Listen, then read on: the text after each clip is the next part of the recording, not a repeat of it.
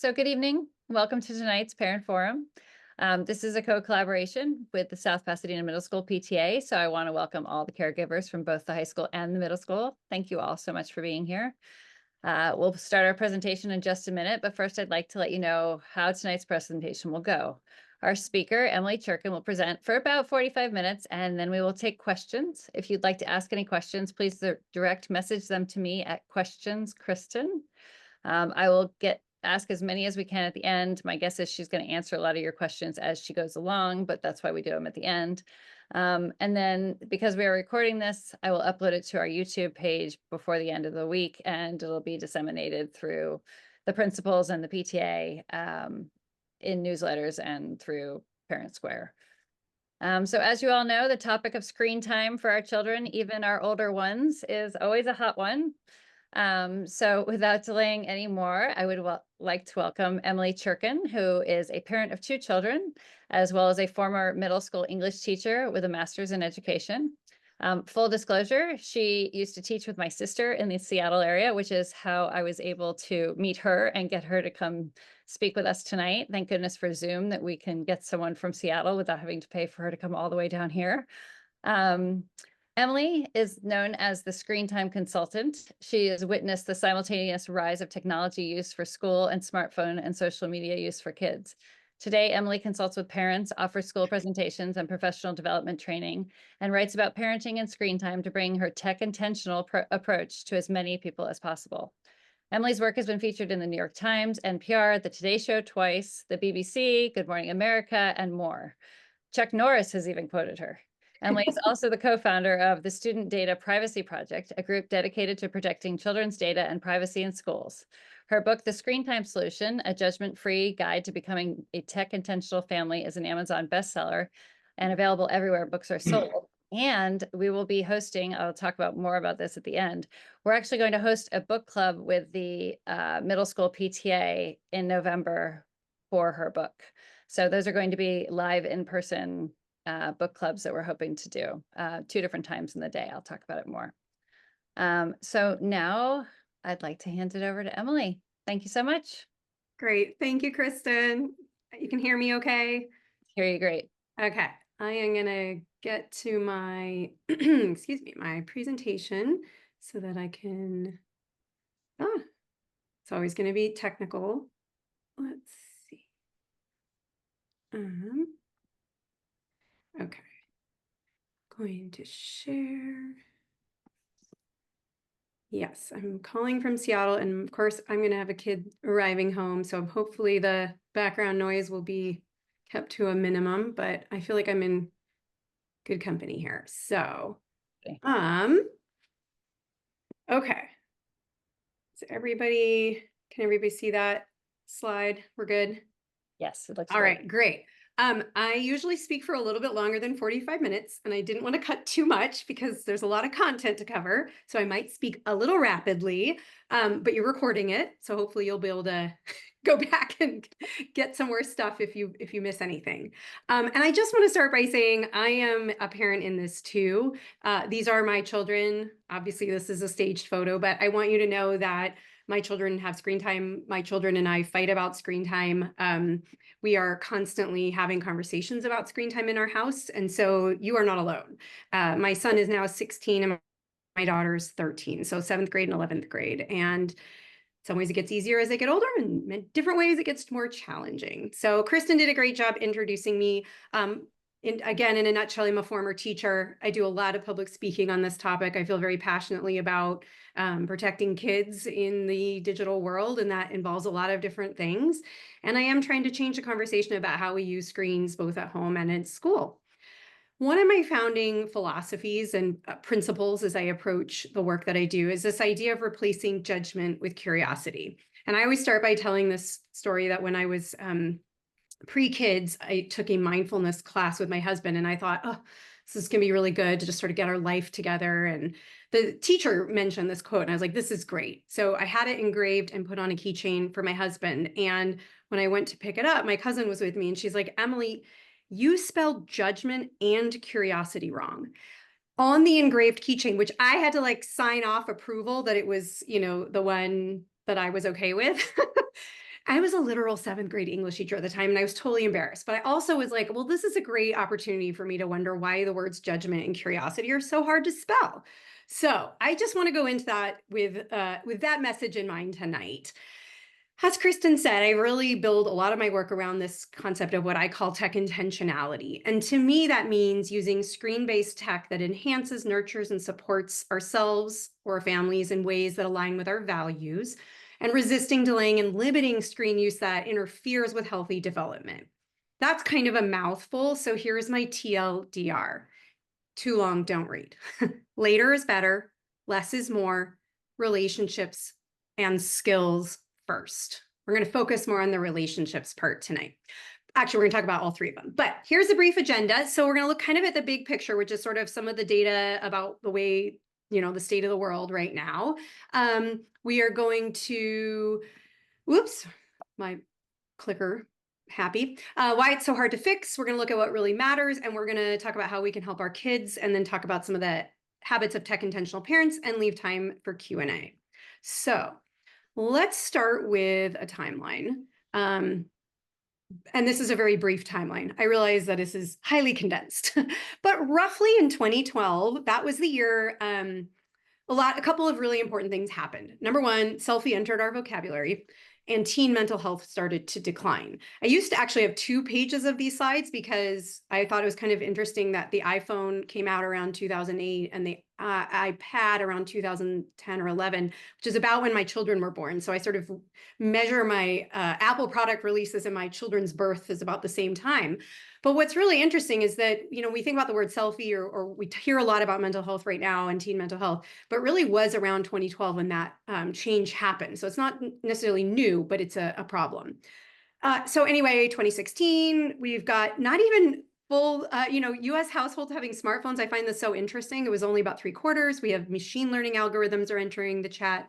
COVID, remote learning. We learned a lot about Facebook whistleblowers, the identification of the business model, putting profits before people. A few years ago, teens and tweens were spending between 5 and 8 hours a day on tech. That number's higher. Well, it depends on the range. I'll show you a little more specifically in a minute. And as of just this last fall, 1 in 5 teens on YouTube or TikTok almost constantly. And of course, the US Surgeon General's warning about 13 being too young for social media, and concerns about youth mental health. So it's true that kids are online, and there are certain things that we can do to mitigate the risks. And I think it's pretty difficult in this day and age to avoid it completely. And I'm not even advocating necessarily for that, but my tech intentional approach will invite parents to think about some of the ways in which we expose our kids to the things that they're doing online.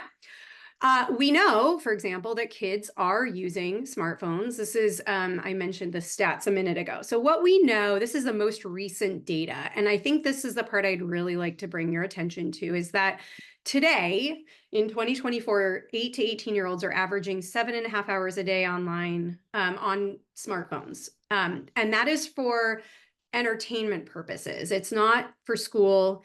It is not in school either, which is this part I have at the bottom. This is for personal use of personal devices, not time spent on screens for or at school. So if you think about the total number of hours in a day and the number of hours that children are spending at school, that's a lot of our remaining waking hours. It's also true that phone ownership, the age of first phone ownership, has dropped quite a bit in the last even 5 to 10 years. Well, certainly last 5 years. We now have about 1/3 of 8-year-olds with their own smartphone. And really by 16, it's 95, 96%. So you'll see, obviously, there's a big bump around age 12, which corresponds to middle school starting, which tends to be kind of the big shift. We also know that kids are on social media. 46% of teens say they're online almost constantly. Well, this has doubled in less than 10 years. Again, 1 in 5 are on TikTok or YouTube almost constantly throughout the day. And, 93% of teens use YouTube. I'm sure 93% of adults also, but 70% use it daily. And sometimes that's at school. But one thing I really want to point out that sometimes doesn't get a lot of the same attention is that YouTube is considered a social media platform in terms of the way it operates like other platforms. And sometimes we kind of don't think of it that way, but I do want to make that point as well. The other thing to keep in mind, of course, is that social media also exposes children to a lot of things. Sure, there's some fun, silly videos, there's some social dynamics. Sorry, I'm moving around the camera or the pictures here so I can see my content. We know that 3 in 4 teens has been exposed to pornography. We know that 41% of kids have seen pornography during the school day. And we know that less than half of teens are discussing seeing porn online with a trusted adult. And this data is about a year old at this point. Obviously, the more time children are spending on screens, whether that's at school or at home, the more likely they are to see content that is not appropriate for children. And I always want to point out here, too, that we have to remember that children are naturally curious. It is normal for them to have a lot of questions. This is like why even as toddlers, they ask us all kinds of things that are often difficult to answer.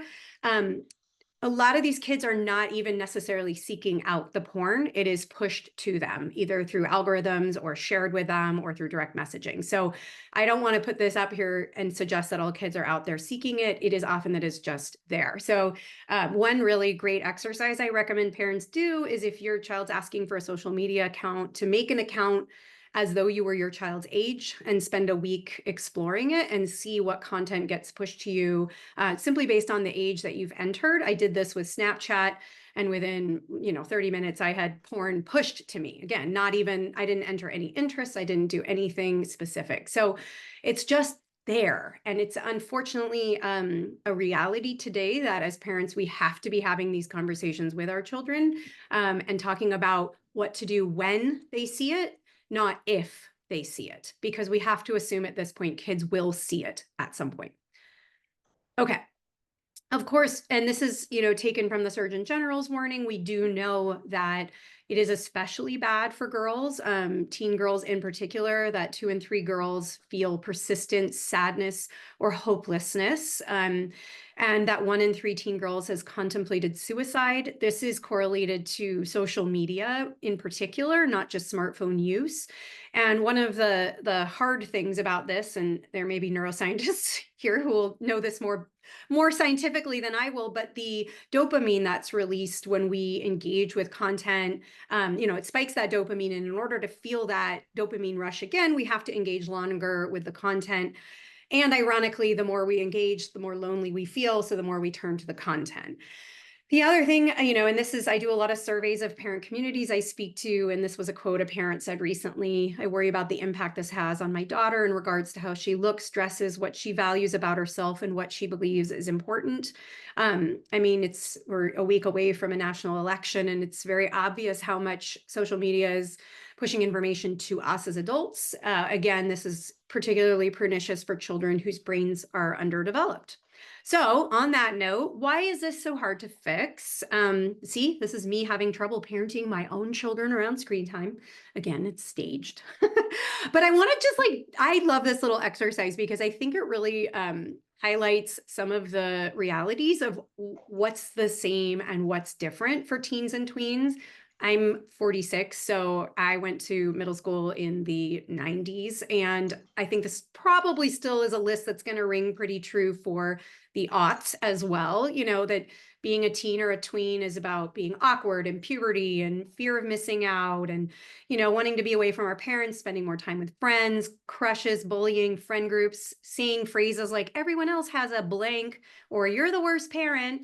And baggy denim seems to be something that I could add to this list over multiple decades because when I did it for our teens and tweens today, baggy denim is still on there, although I have to admit, I don't know what denim I should be wearing at this point. So it's good that all my Zoom calls are waist up. So there is one huge difference between what our teen and tween experience was like for us growing up and what it is like for our kids today. And if it isn't obvious at this point, that huge difference, of course, is smartphones, smartwatches, and social media. I am including smartwatches in this. I know that sometimes parents think that that's a better alternative. I'm willing to share my thoughts a little bit more about that because I think it's not just about the device itself, but about the distraction and what it takes away from.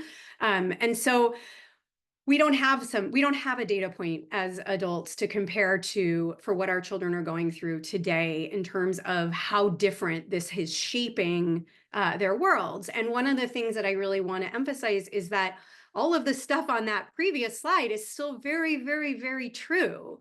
And so one of the challenges that comes when we are parents in this digital age and trying to navigate the problems is like, well, is my kid lashing out at me because this is about puberty and hormones? Is there something going on with friends? Or is this induced because of the screens or because of something she saw on social media? And so I just try to help parents see that it's so intertwined and it's often really hard to know what is causing what. And so if you're confused, you're not alone.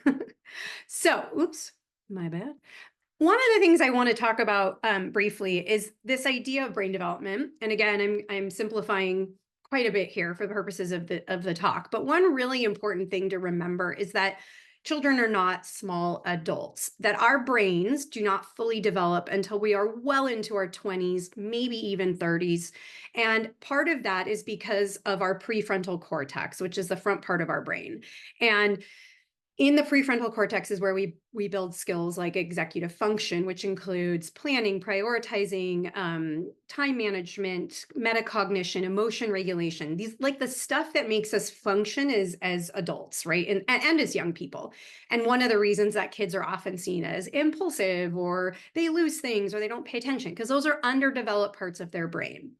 So if I were in the room with you right now, what I would do is I would ask you, how many of you, when your child turns 16 or you let when your child turns 16 go and take driver's ed and get a permit and learn how to drive? And, most parents will say, yeah, around age 16.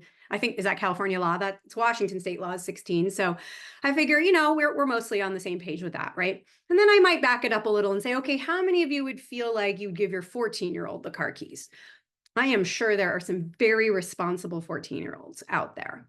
And then I would ask you, how many of us would really give like an 11 or a 12-year-old the car keys? Now, usually around 11 or 12, people's hands go away completely. And it should be obvious the point that I'm trying to make by now is that we are regularly handing over car keys to the 11-year-old, metaphoric car keys, in the form of smart devices, because we wouldn't hand an 11-year-old the car keys and expect her to drive safely. Although, did you hear about the 8-year-old who drove to Target and like finally did get caught by police? But I actually think that proves the point. Operating the car isn't that hard. I mean, again, I'm talking about the actual turning it on and starting the engine and gas and brake pedals. And that's true of a smartphone too, right? To navigate a smartphone is actually very simple. And if you've seen a toddler pick one up and swipe, you know that it doesn't take much for them to figure it out. But there is a reason that we don't hand 11-year-olds the car keys, and it has everything to do with brain development. Or maybe they're also too short. But also, it's not just the operation of the car, it's understanding the context of the world in which they're driving. So knowing what traffic and safety laws look like, knowing to be on, the defense, like paying attention to other traffic, knowing, anticipating what other drivers are doing. Those require high-level cognitive skills that children do not have.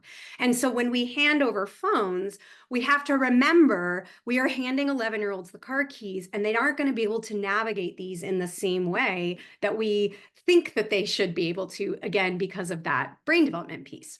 So I mentioned executive function, which I think is a really important thing for parents to understand. There's sort of two problems or two big things that I think is really important for parents to understand and why the challenge of screen time management is so difficult.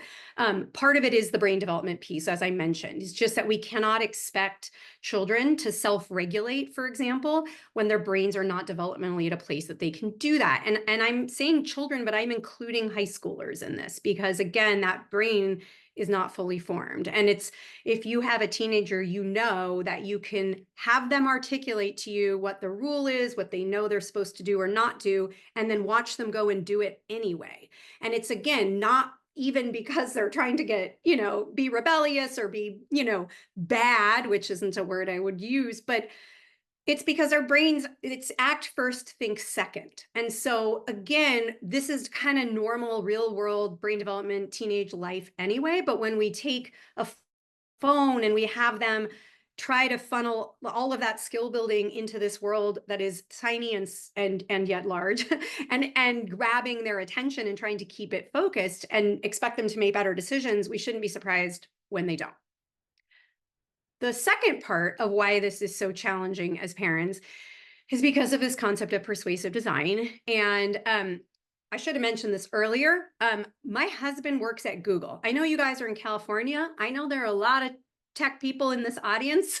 I want you to know that I am very, very aware that there is sometimes conflicts of interest in my own home in terms of the things I say and know. But I believe very firmly that, first of all, families have to support their families. Like, that's understandable, but also that, like, this isn't about the people who work at the companies. It's about the products and what the message is. And we want to talk about, like, what do we need to know as parents? So I'm not here to rag on any particular tech company tonight, realizing that my audience might feel a bit sensitive about that. So one thing I would like to talk about, though, is this idea of persuasive design. And it may be a term that by now has become more mainstream. Sometimes it's called manipulative tech or manipulative design, which I think is actually a little bit more accurate. And it's really the combination of psychology and technology to change our behavior. And so you may not know it by its term, but you have experienced it. So anytime you have picked up your phone and you're like, I'm just going to go and look at Instagram for a few minutes, and the feed never stops, right? That bottomless feed. You could literally scroll till you die. That's an example of persuasive design. Another really common one, and I certainly remember this change, was when Netflix added the autoplay into the next episode versus when we had to manually click play next episode.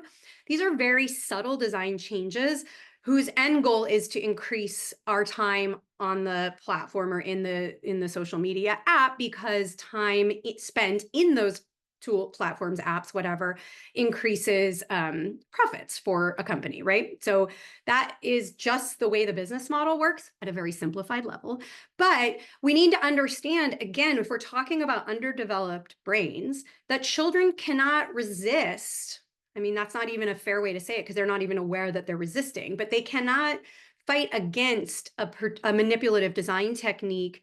And we know that developmental psychologists have been instrumental in helping create some of the ways in which these platforms, apps, or games exist in a child's world to engage them even longer. And so it is problematic. And I think this is my next slide. Oh, well, this one first. There are only two industries that refer to their customers as users: illegal drugs and software. So I always just think that's a bit of a fun little quote to think about. But this is the one I was looking for. But the reality is, at the end of the day, this is not a fair fight. It is not you versus your child when you're fighting about screen time. It is you versus a hijacked neural pathway. And you are never going to beat the dopamine. You are never going to be as fun or interesting or compelling of an argument as the dopamine. And so we have to remember this, that there's a triangulation in this argument. So how do we deal with it? Let's go there. I think I wrote this slide right around when my daughter was really in a Taylor Swift era. So if you catch the reference at the bottom there. So what really matters is us. Hi, we're the solution. It's us. And I mean parents. And I say that with a caveat, because I also believe in demanding better design techniques, for example, from companies, and better protections for children. But I think one thing that's really important for parents to understand is that we cannot expect our children to solve this problem on their own. And so I want to talk for a second about the two questions that I get asked the most, because they're really common for obvious reasons. So the first one is, how much screen time is too much?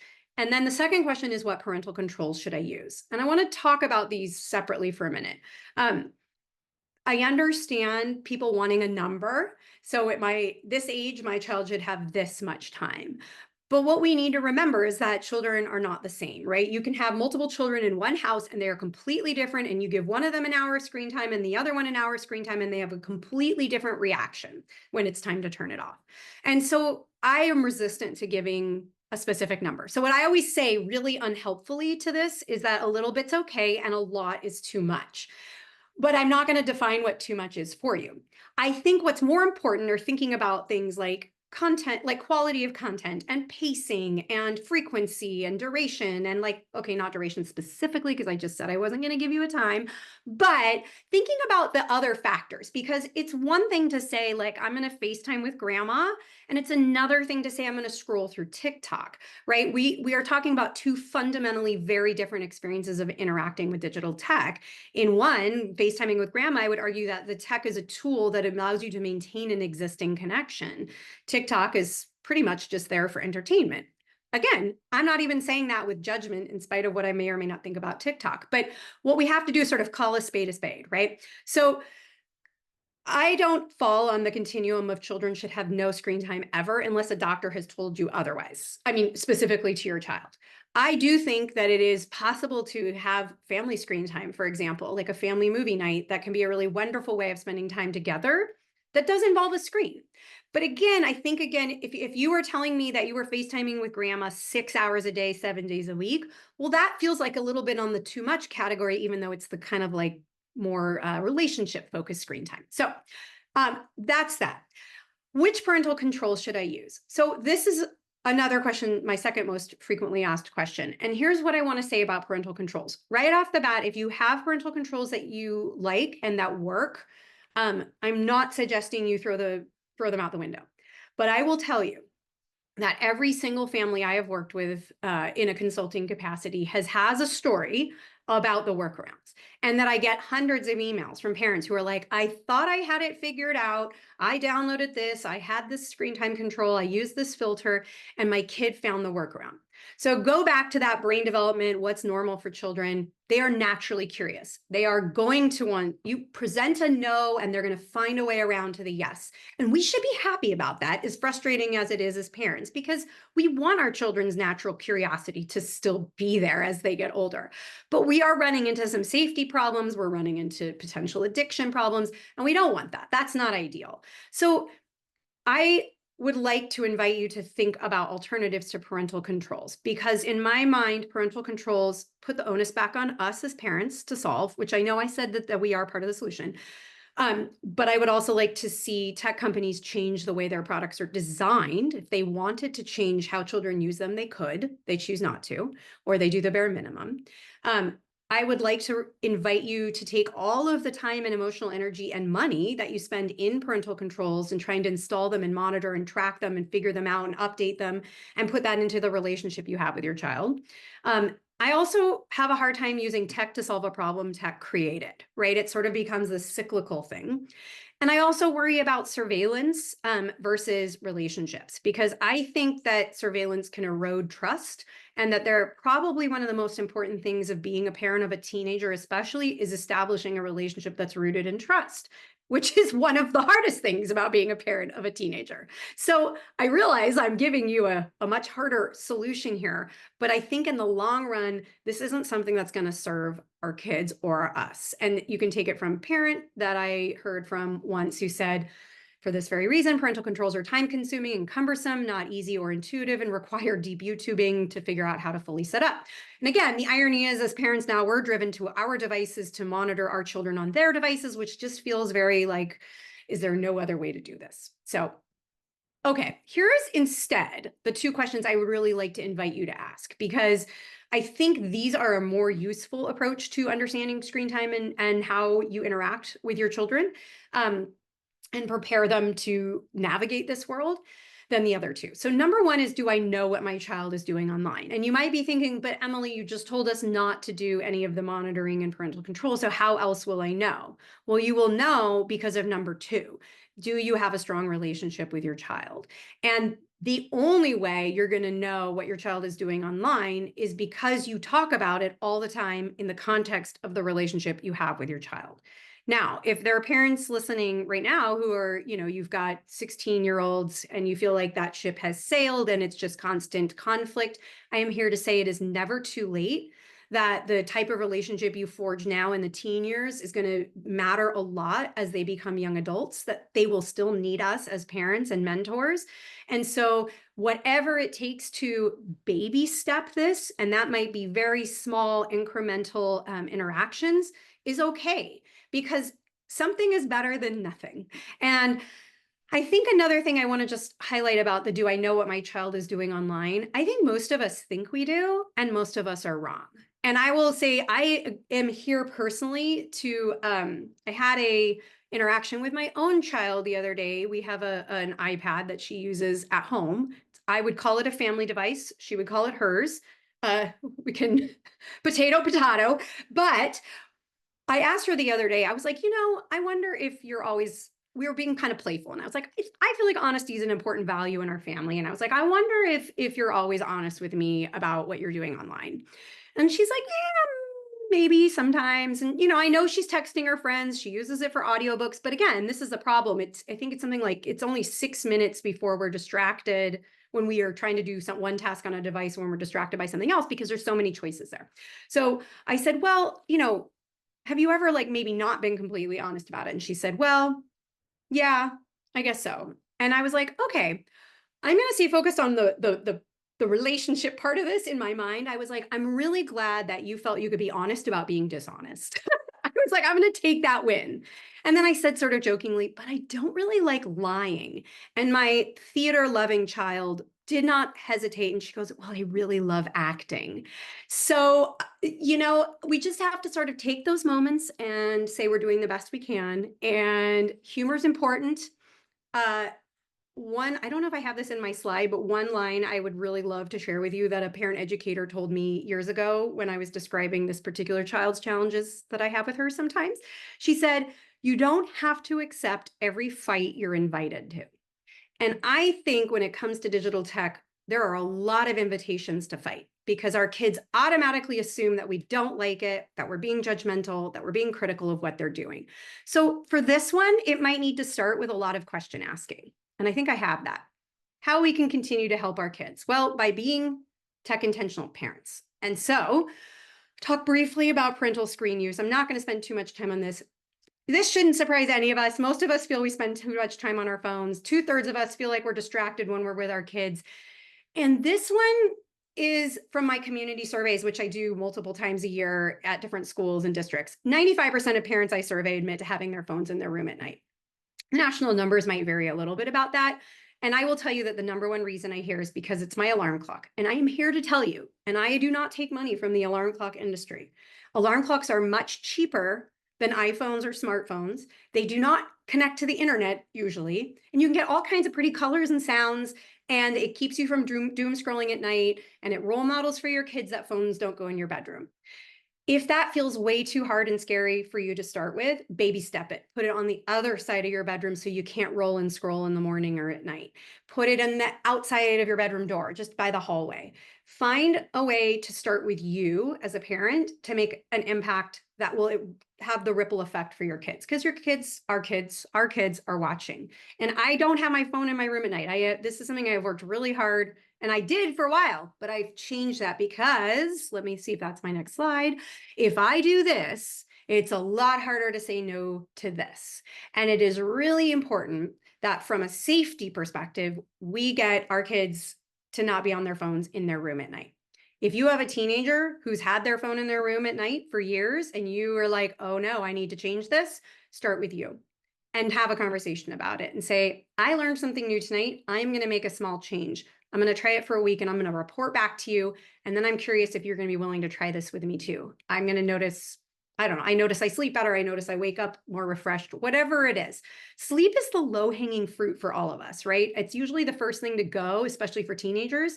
And it's also the thing that can have the biggest net benefit when we put it back in. So any way we can prioritize sleep is good. Okay, for feeling overwhelmed, that was not my goal. I really want to make you feel empowered and hopeful and optimistic about things that you can do. So I want to talk about the 3 habits of tech intentional parents, because I think this will help us as we navigate this road ahead. And whether you have a middle schooler or a high schooler or somewhere younger, there's something in here for everybody. So number 1, and this is my favorite tip to give, it is free, it's easy. I would normally tell you to go home, not to like turn off your Zoom tonight and try to change everything. In fact, please don't shut down this call and go and change everything in your life, but do this. This is something you can start tonight. And it is just what it sounds like. It's narrating what you do as you do it anytime it comes to digital tech. So I'm reaching for my phone. I'm going to check and see what time soccer practice starts. I am going to put it into Google Maps and find out how many minutes I'm going to have to sit in traffic. And then I'm going to text your friend's mom and find out about pickup. Like stream of consciousness narrating what you're doing. I always tell parents, it's working when kids are rolling their eyes because that means they're listening. And actually, we have to not take the eye roll personally. It really is a good sign. Going back to that teen tween thing. Oh, I should have eye roll on that list. That would be a good one. So living your life out loud is so easy. And you can also, I want to make clear, this is something you do as a parent, you and any other parents in the house. Start living your lives out loud with each other, maybe with the kids. Do it as much as you can. I always say aim 80-20 is the rule. 80% of the time we're doing what we want, living within our values, parenting how we want. 20% of the time we're going to mess up. What we're hoping is that by modeling how we use our devices, our kids are going to pick up on it. They might even start asking questions. The best thing is when they start to call you out on not doing it. Hey, mom, why didn't you say what you were doing when you picked up your phone? Because what we're doing is driving attention to how we use the device, right? How we use it as a tool, how we use it to entertain. And then we can layer in a little bit more complexity. We can say, oh, I'm standing in the line at the coffee shop and I'm super bored, so I'm scrolling through Instagram and none of this is making me feel better. And now I feel like I don't have a very, whatever. Like we can add that emotional component. We can also layer in the fact that there's executive function skill tool building here. Like we can talk about how we use this as an organizational tool. Like my calendar is in here, so I'm going to look it up. I don't want young children using a phone for scheduling and calendaring because I actually think the developmental skill needs to start on paper first. But an older teenager could certainly use a Google Calendar and learn how to navigate that with you. That would be the skills before screens part. Oops, wrong mouse. Okay, talk about this one for a minute. A tech intentional parent understands the difference between what is scary and what is dangerous. And so if I were in the room with you right now and we were all together, I would say, which one of these is scary and which one of them is dangerous?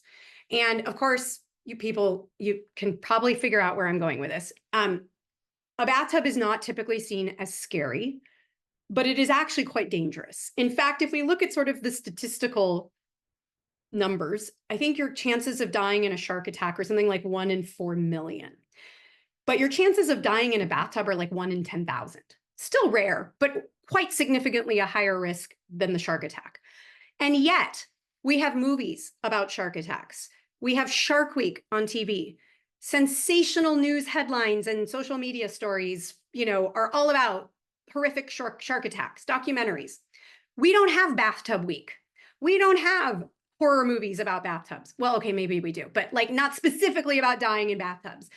Okay, maybe we do, but you get my point. So the point I'm trying to make here is that we have to think about what we're worrying about and make sure it matches with the actual risk and reality. And this is incredibly difficult because where do we tend to get a lot of our information from? News, clickbait, social media. We are constantly being flooded with scary and missing often what's actually dangerous. So I want to give you one example about this. Pew Research found last year that the top 3 parental fears in America are number 1, kids' mental health, number 2, bullying, and number 3, kidnapping. And if you remember Mr. Rogers, like one of these things is not like the other. Number 3 isn't like number 1 and 2. And I will tell you why number 3 is on here. Because one of the reasons I hear most commonly for why parents choose to give their children smart devices is because they are worried that their child's going to get kidnapped and they need to have a way to reach them. So often it's in this context of like, my kid is walking to school on their own and I want to be able to track them, call them, have them call me, or if they get kidnapped. But I have another data point for you. And I am going to also point you to the work of Lenore Skenazy and the Let Grow movement, which actually Jonathan Haidt, who's getting a lot of press right now for Anxious Generation, he and Lenore work really closely together. She's amazing. And I think this was from her that I originally got the statistic, but if you actually wanted your child to be kidnapped, and I know none of you do, but if you did, you would have to stand outside on your street corner for 750,000 years to be guaranteed of being kidnapped. That's a really long time. And so when we give kids a phone to protect them in case of kidnapping, which is statistically nil, what we are actually and inadvertently doing is exchanging the scary for the dangerous, because this is linked to kids' mental health being impacted and incidents of bullying. We know that. There is data to support that. So we have to think about when we decide to give devices, for whom am I giving it and for what reason? Or for what reason am I giving it to my child? So on that note, Number 3 habit is to choose mentoring over monitoring. And I'm going to give Devorah Heitner credit for that phrase because she came up with it in one of her original books. This is the idea that I was mentioning about parental controls, that surveillance erodes trust.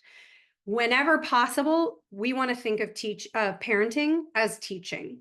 And that, excuse me, let me sip from my Taylor mug. Actually, the root of the word discipline means to teach.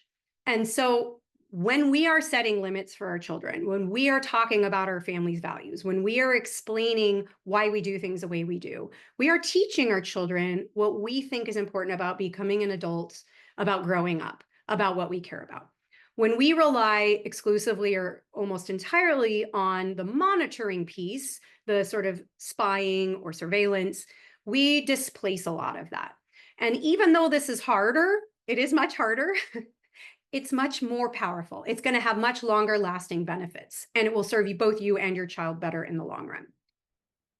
Okay, as I mentioned, it is never too late to make changes. And I want to make sure I highlight something else. I was very fortunate to have excellent parent educators when I first became a parent. I think once you're a teacher, you're kind of always a student too, because I love to take classes. But this parent educator once taught us this, which was this idea that when, let's say you're taking your child to the restaurant and they want the phone, rather than having a fight about, oh, you can't have the phone, no, you always want the phone, we start with this phrase: I forgot to teach you that when you go to a restaurant, it's rude to look at your phone when the waiter's taking your order. I forgot to teach you that.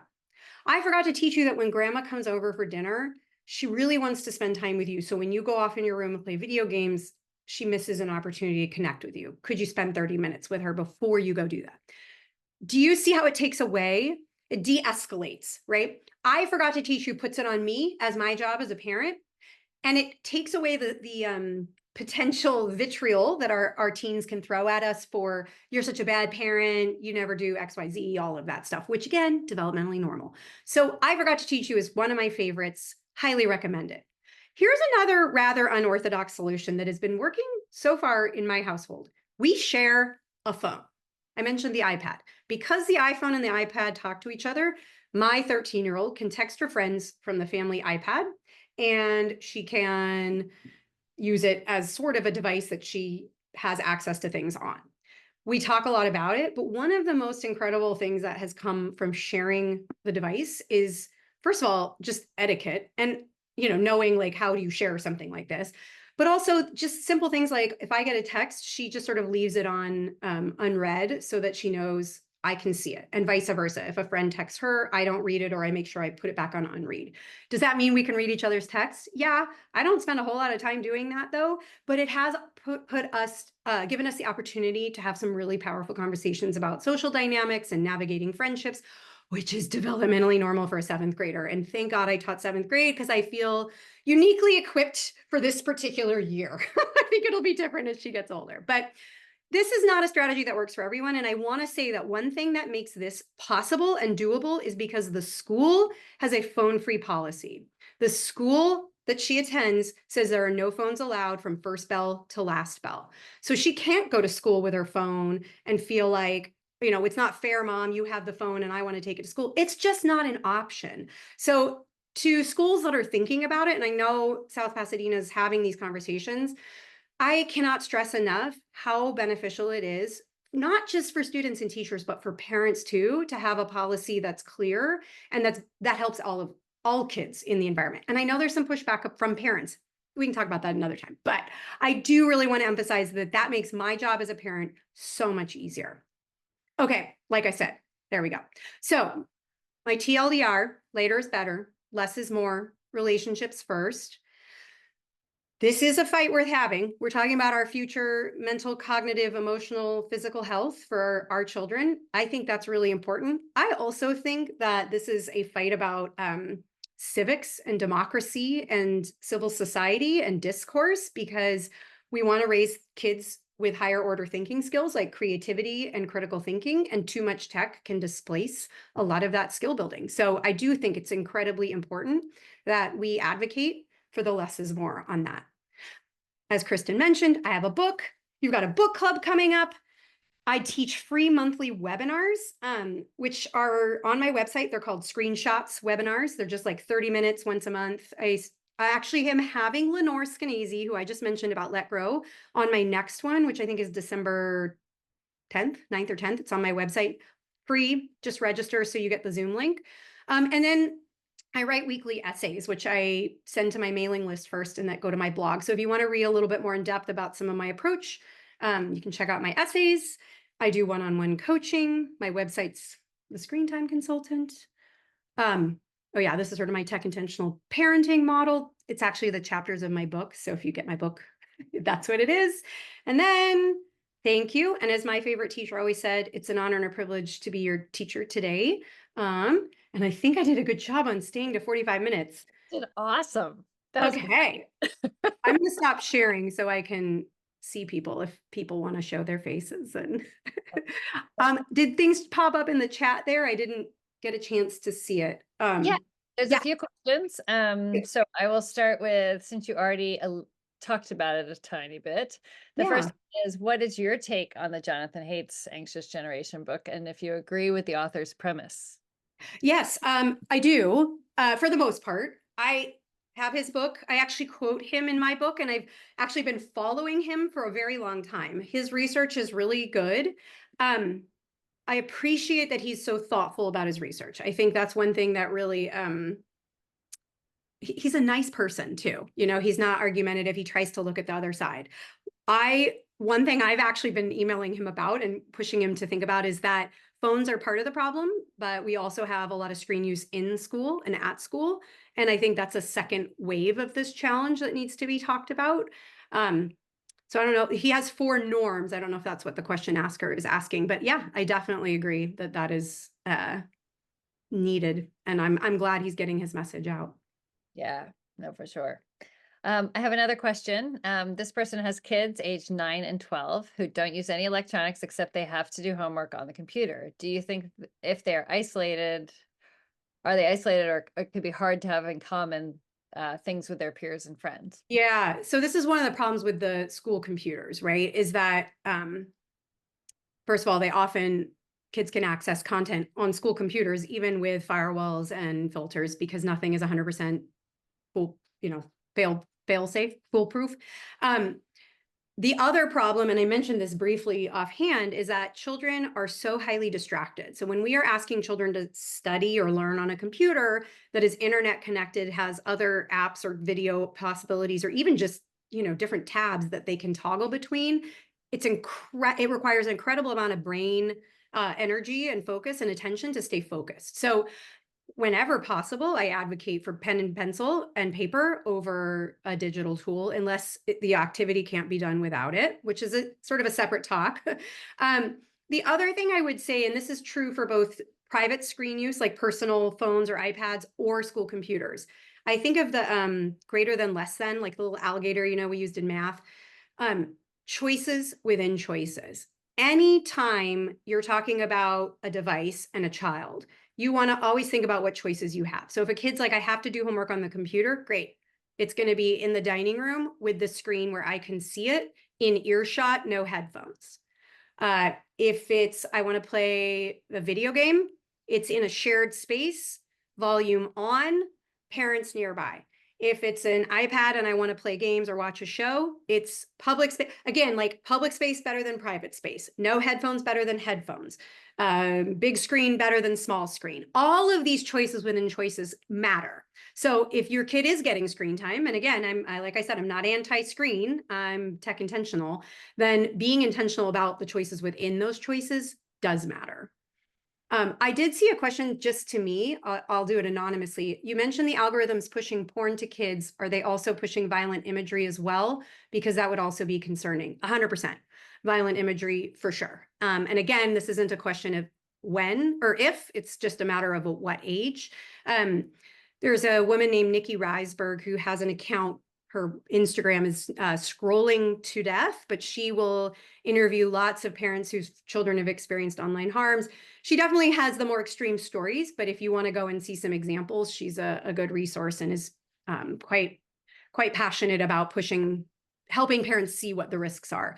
I think another common, so Roblox, I don't know how many parents here have kids who play Roblox. It tends to be a little bit on the middle school, elementary side, but the thing about Roblox, a couple things, if you call it roadblocks, you don't know what Roblox is. That's always a red flag if a parent says roadblocks. Roblox is actually not one game, it's thousands of games that children choose, right? So it's like a world that they choose different games from. Some of them might be just fine. Some of them are awful. Some of them are violent. Some of them are pornographic.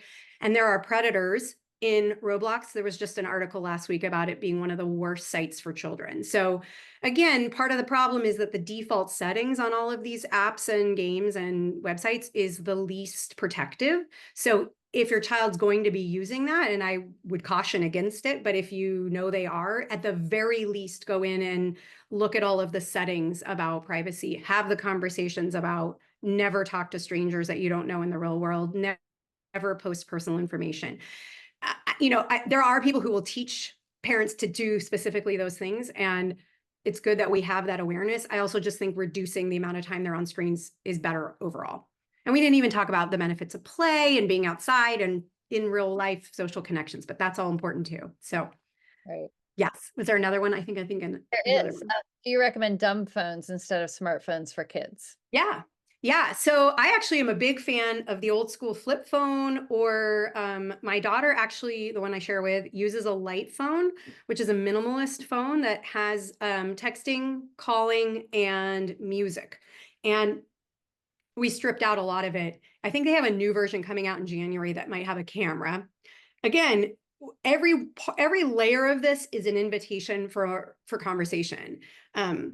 Part of the reason that my job as a parent is so much easier is because, again, she's not allowed a phone at school. So it doesn't, like, she's not going to school with a flip phone or a light phone and everyone's like, oh, you're the only kid without it. That helps, right? That helps me as a parent have her feel less of that FOMO, that fear of missing out.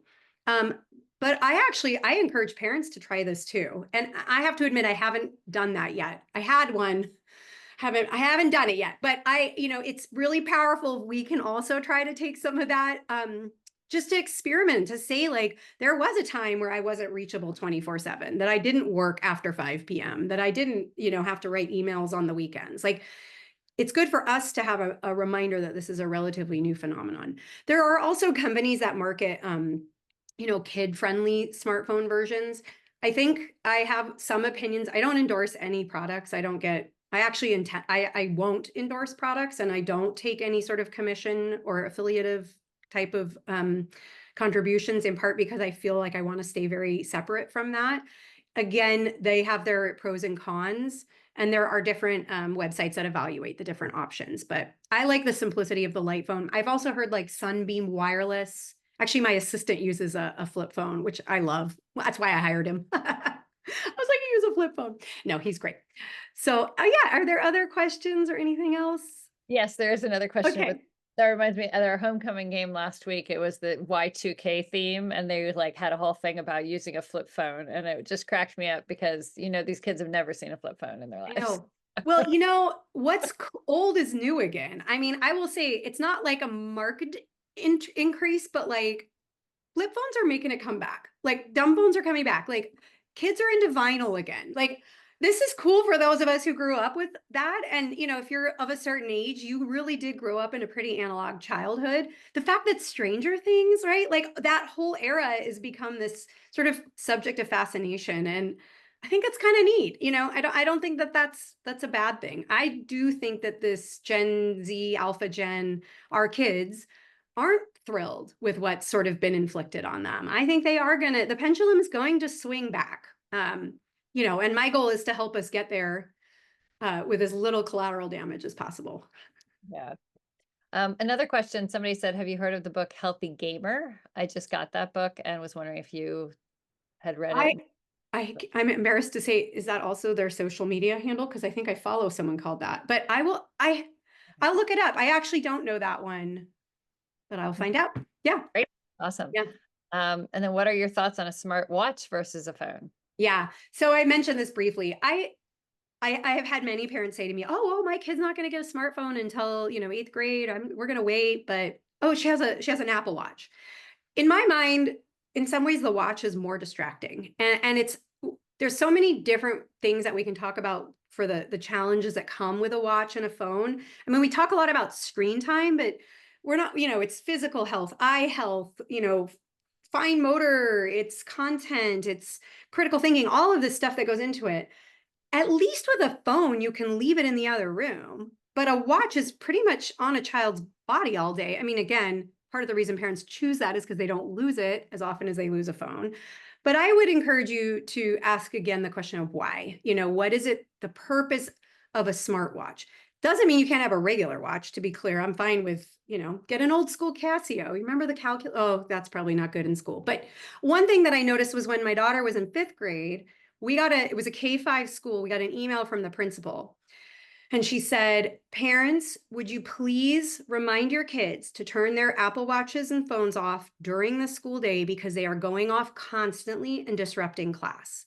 So what we have to think about is, I may think about it in the convenience of me being able to connect to my child quickly, but we're disrupting other kids. We're disrupting our kid. We're disrupting teachers in the classroom. And so, I mean, I was so surprised because I was like, at a K-5, this was a couple years ago. Now nothing surprises me about that. So I would discourage, if you're looking for a first device, go old school flip phone. That's or the light phone, something like that, because I think the longer you delay, the easier it is on you, even though your kid will make you think you're the worst parent in the world. And I will always say, welcome to the club. The membership is large.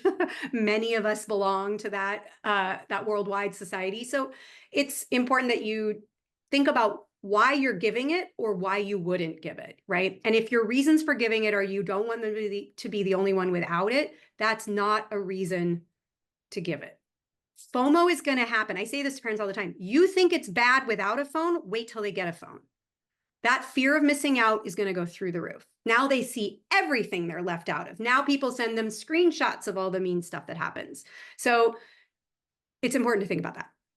Yeah. Well, and the one that kills me is sometimes, my kids, someone actually calls them or texts them and they go, I have to respond right now. And I'm like, you don't actually have to respond right now. It's okay if you wait 10, 15, 20 minutes till. Yeah.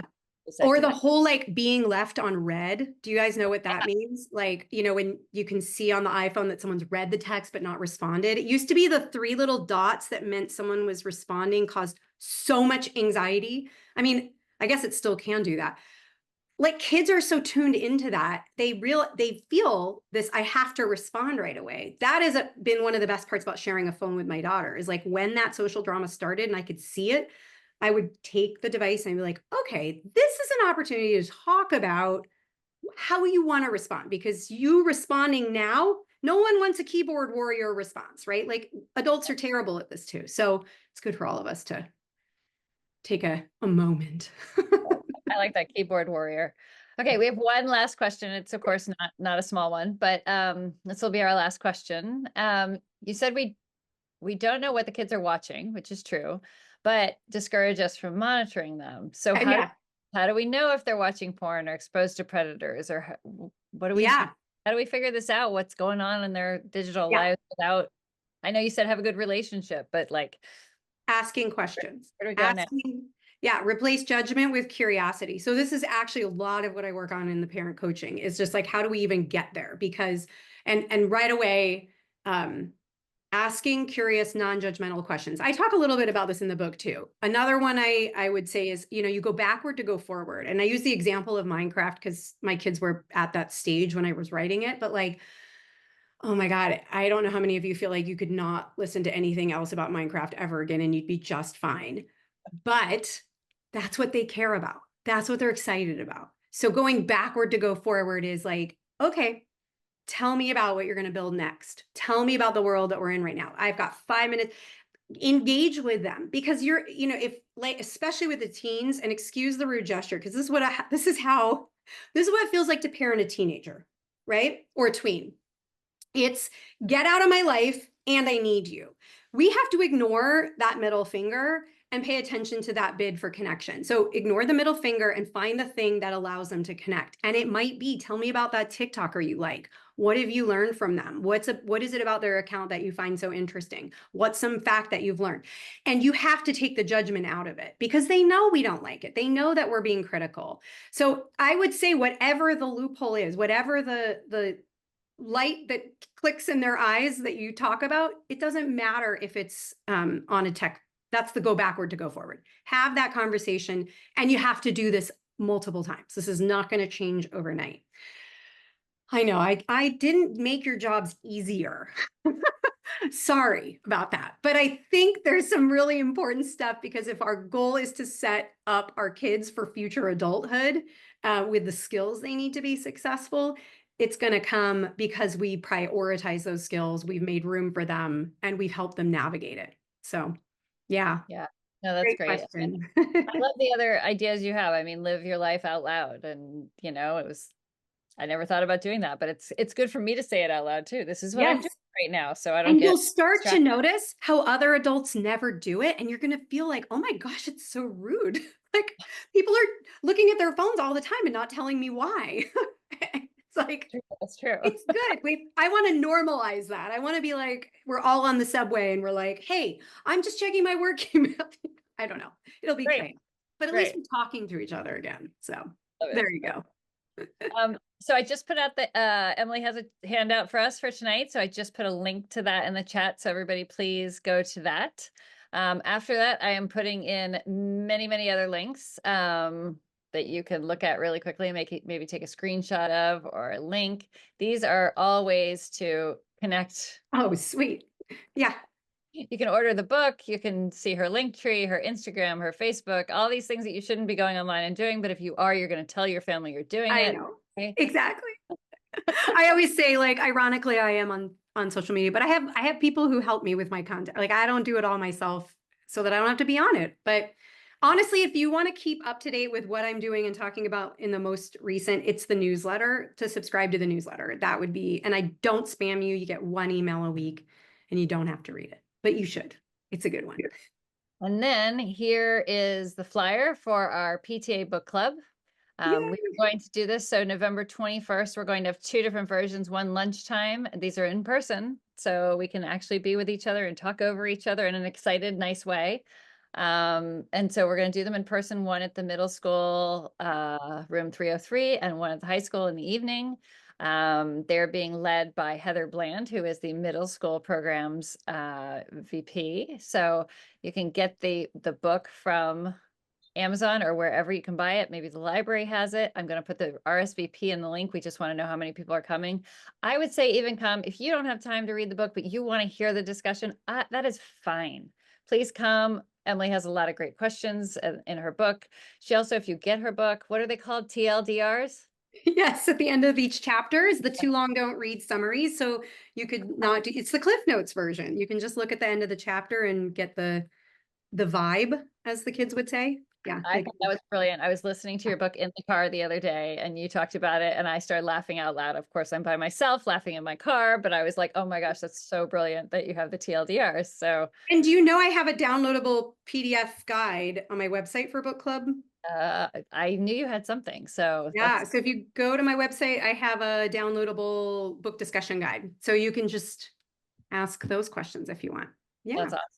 The last link I put in is to RSVP for that, but we will also be sending out that flyer I just showed you in the PTSA newsletters and with our principal newsletters in the next couple of weeks, just to remind everybody and get everybody going. We're hoping to have a nice big turnout because we want to keep doing this. We've even talked about doing one for the Anxious Generation by Jonathan Haidt. And, if we get good response from book clubs, maybe people want to be in person again. Maybe we can entice you. We'll have snacks. We won't have wine because they're at school, but we'll at least have snacks. If they get a little bigger, maybe we go to someone's house and we have some wine. Who knows? Our next talk for the high schoolers is all about summer activities, and that'll be January 27th. I know it seems early, but we all plan our summers in January. So if you can wait until after January 27th, you at least know what's going on in the district. In terms of hopefully we'll have some information about sports, some information about some camps, all that kind of stuff so that you can then plan your entire summer. So Emily, thank you so, so much. It's been wonderful Thank having you. you. Thank you Love for listening having to you, me. love giggling along with you, even though you couldn't hear it. Thank you so much for having me, Kristen, and thank you everybody for coming tonight.